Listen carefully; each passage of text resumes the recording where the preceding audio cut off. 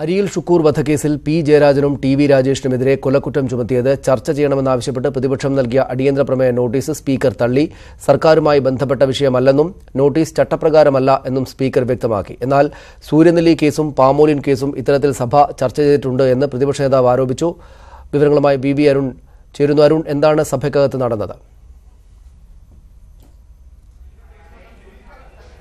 സനീഷ്, അരിയിൽ ഷുക്കൂർ വധക്കേസിൽ CPM-ന്റെ ജില്ലാ സെക്രട്ടറിയും ഒരു MLA-യും കൊലക്കുറ്റത്തിന് പ്രതി ചേർത്ത് CBI സമർപ്പിച്ച കുറ്റപത്രം സമർപ്പിച്ച സാഹചര്യം ഗുരുതരമാണ്. ഇത് ചർച്ച ചെയ്യണമെന്നായിരുന്നു പ്രതിപക്ഷത്തിന്റെ ആവശ്യം. എന്നാൽ ഈ നോട്ടീസ് പരിഗണനയ്ക്കെടുക്കാൻ പോലും കഴിയില്ലെന്ന് സ്പീക്കർ തുടക്കത്തിലെ വ്യക്തമാക്കി. ഇത് ചട്ടപ്രകാരമല്ല, സർക്കാരുമായി ബന്ധപ്പെട്ട അടിയന്തര പ്രാധാന്യമുള്ള വിഷയങ്ങളാണ് അടിയന്തരപ്രമേയമായി സഭയിൽ ഉയർന്നു വരേണ്ടത്. പക്ഷേ ഇത് അത്തരത്തിലൊരു സംഭവമല്ല. വർഷങ്ങൾക്ക് മുമ്പ് നടന്ന സംഭവത്തിൽ CBI പോലീസ് കുറ്റപത്രം സമർപ്പിച്ചു.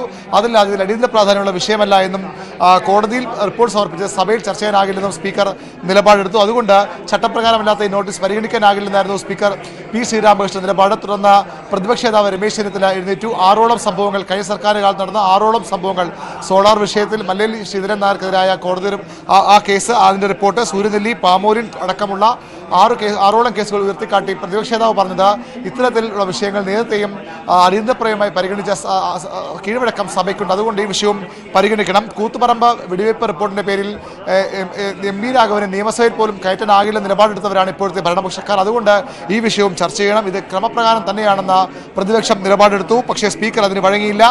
ചട്ടപ്രകാരമല്ലാത്ത നോട്ടീസ് പരിഗണിക്കാനാകില്ല. പ്രതിപക്ഷത്തിന് വേണമെങ്കിൽ ആദ്യ സബ്മിഷനായി പ്രതിപക്ഷ നേതാവിന് വിഷയം സഭയിൽ കൊണ്ടുവരാം, അല്ലാതെ അടിയന്തരപ്രമേയമായി ഇത് പരിഗണിക്കാനാകില്ല നിലപാടിൽ സ്പീക്കർ ഉറച്ചു നിന്നു. പ്രതിപക്ഷം സഹകരിക്കണം. ചട്ടപ്രകാരമല്ലാത്ത നോട്ടീസ് പരിഗണിക്കാൻ നിർവാഹമില്ല എന്നായിരുന്നു സ്പീക്കറുടെ നിലപാട്. ഇതിനെ തുടർന്നായിരുന്നു പ്രതിപക്ഷം പ്രതിഷേധവുമായി മുദ്രാവാക്യം വിളികളുമായി നടുത്തളത്തിലിറങ്ങിയത്. ഇപ്പോഴും പ്രതിപക്ഷ പ്രതിഷേധം സഭയുടെ നടുത്തളത്തിൽ തുടരുകയാണ്. നടപടികൾ പൂർത്തിയാക്കി സഭ പിരിയാനാണ് സാധ്യത.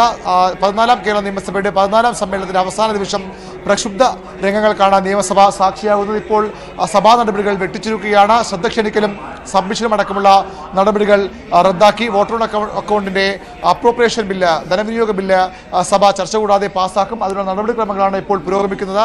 അരിയിൽ ഷുക്കൂർ വധക്കേസ് ചർച്ച ചെയ്യണമെന്ന പ്രതിപക്ഷത്തിന്റെ ആവശ്യം ഒരു തരത്തിലും അംഗീകരിക്കാൻ സർക്കാർ തയ്യാറല്ല. അതാണ് സഭയിൽ ഇത്രയും പ്രക്ഷുബ്ധമായ രംഗങ്ങൾക്ക് വഴിവെച്ചത്. സനീഷ്, അരിയിൽ ഷുക്കൂർ വധക്കേസിലെ ഇപ്പോൾ നടന്ന സംഭവ വികാസങ്ങൾ സഭയ്ക്കകത്തേക്ക് കൂടെ വ്യാപിക്കുന്നുവെന്ന് വേണം മനസ്സിലാക്കാൻ. അടിയന്തര പ്രമേയം നോട്ടീസ് നൽകി, പക്ഷേ അത് അനുവദിക്കാനാവുകയില്ല. അടിയന്തര പ്രമേയത്തിന് അവതരണാനുമതി നൽകാനാവില്ല എന്ന നിലപാട് സ്പീക്കർ സ്വീകരിച്ചു. അതേ തുടർന്ന് അവിടെ മറ്റു നടപടികൾ നടക്കുകയാണ്.